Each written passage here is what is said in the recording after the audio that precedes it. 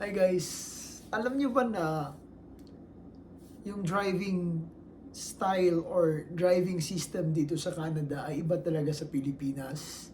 Well, may mga similarities lang na kasi sa Pilipinas kasi dalawa lang kasi yung klima natin doon, init at saka tag-ulan, 'di ba? Minsan mag zero visibility yung daan pag madilim or gabi ka nagbibiyahe tapos malakas yung ulan. Nasubukan ko na yan nung nasa General Santos City kami na from Marbel to Jensen. Talagang wala kaming nakita sa daan kasi madilim na, ulan pa masyado, kaya masyadong careful kami na nagda-drive doon. So, may zero visibility pa rin. So, meaning to say, parang hindi pa rin nakikita sa daan. Or, mahirap na yung daan. Mahirap siya pag nagbabiyahe ka, lalo-lalo na pag gabi. Pero dito sa Canada, may mga zero visibility din. Kasi kahit na maliwanag siya, kasi nasubukan ko na dito na wala talaga kami makita sa daan dahil sa fogs.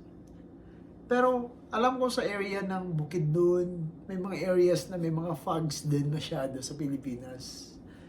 Yun, di mo rin makikita yung daan. So mag-hazard ka.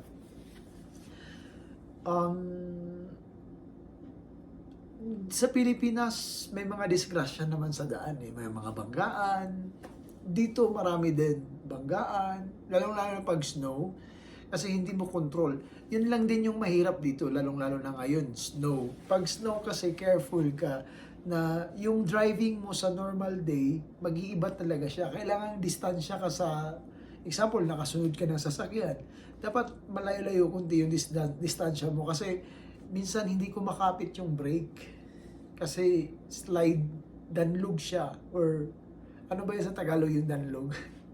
So, hindi talaga, kailangan malayo yung gap nyo. Kasi, like for me ngayon, kasi very much exposed ako sa pagdadrive. Kasi, nagdi-deliver kami, di ba? Every day namin ginagawa yan. So, lalong-lalo na ngayon snow, dapat malayo talaga yung distansya mo sa ano. Kasi, pag minsan hindi ko makapit yung brake, minsan nga sa traffic light, di ba pag nag-stop na, dumidiretso pa nga minsan eh, yung mga sumusobra yung sasakyan nyo. Kasi kailangan talaga na dahan-dahan mo siyang, dahan-dahan mong apakan yung brake mo, hindi yung biglaan. Like kanina, nung sa pagliko ko, di naman masyadong mabilis yung ano ko, pero talagang nag-skid ako eh. Kasi madulas talaga yung daan. Dito guys, pag snow, madulas yung daan. So, extra careful ka talaga pag ganun. And then nabalitaan nyo naman na nag-post ako dito sa Calgary last day na ano siya, yung maraming nagbabanggaan. Hindi nila control kasi masyado kasi slide or nag-skid kasi sila. Kaya yun, ang daming nagkabanggaan dun. Usually dito pag mga ganun, lalong-lalo pag winter, pag hindi pa nalilinisan yung daan, delikado talaga mag-skid sa mga banggaan.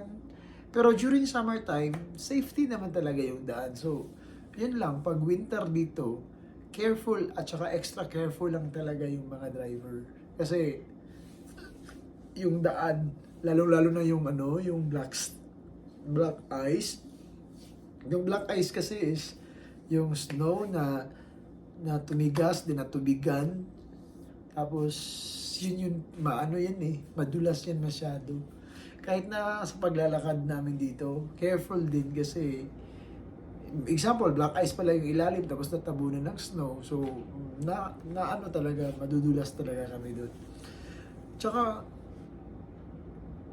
pag snow din dito, alam mo, nasa field kasi kami palagi eh. Pagkatapos ng trabaho ko sa cleaner nag-field kami. Kasi nagdodordas ako, de-deliver, diba? Sobrang lamig. Delikado na nga yung daan, sobra pa yung lamig. Pero hindi eh. Ito yung, kumbaga, ito yung ginusto namin eh. Parang, very challenging kasi minsan ano na lang kami, naglulukuhan na lang kami ng kaibigan ko kasi nagtatawagan kami while doing the driving. Naglulukuhan na lang kami na ang ano sa mundo, ayoko na sa mundo. Tsaka Tsaka balot na balot talaga kami pag ano. So, yun lang guys, yung sinasabi ko lang, kino-compare ko lang yung driving style natin sa Pilipinas na sa Pilipinas kasi parang, dalawang season lang kasi tayo dun kaya nakikita natin maganda yung, tsaka maganda din naman yung mga daan dun sa Pilipinas. Like, same as here din naman. Kaso nga lang, during snow time, extra careful lang kami dito kasi may mga ganun. Then, yung pagkakaiba sa Pilipinas, sa pedestrian lane, minsan naghahabulan din yung tao at saka sasakyan eh. Tsaka sa Pilipinas, hindi nila nire-respeto masyado yung, hindi lahat pero kadalasan dyan, hindi nila nire-respeto yung pedestrian lane. Hindi nila nire-respeto usually, lalo pag pag sa city proper, okay na may maintain kasi may nanguhuli. Pero sa other places na walang nanguhuli, yun, walang disiplina usually yung mga drivers. Pero dito guys, pag may nakita kami hayop or tao man lang na tatawid, humihinto talaga kami. Kumbaga, nire-respeto talaga nila yung pedestrian lane. Yung tao na, kahit na hindi sa pedestrian lane, pag tao na tatawid, kahit na deer, kahit na aso yan, nakastop talaga kami. So, wala mga insidente na banggaan dito masyado. Sa Pilipinas, di ba, nabubundol, nasasagasaan yung mga tao, mga hayop. Dito hindi nangyayari kasi pag may nakitang hayop dun, stop talaga hanggang sa makatawid siya. Imagine dito yung dulo-dulo. So pag nakatayo na yung tao dito, tatawid siya, saka pa siya mag-move pag nandun na siya sa pinakadulo. So safety.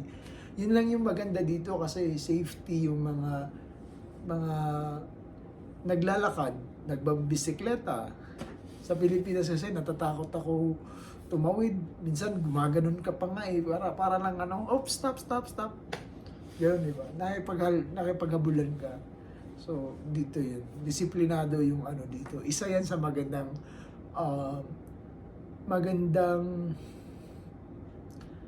kasi yung mga tao din kasi is dito sumusunod talaga sa batas. So isa yan sa maganda dito sa bansang Canada kasi nirerespeto nila yung mga tao, hayop na dadaan or tatawid sa daan. It's either pedestrian man yan o hindi, stop talaga yung mga tao na yan. Or stop talaga yung mga drivers. So yun lang muna for today. Medyo mahaba-haba na yung usapan natin. Until next time, have a great day everyone. Paalam!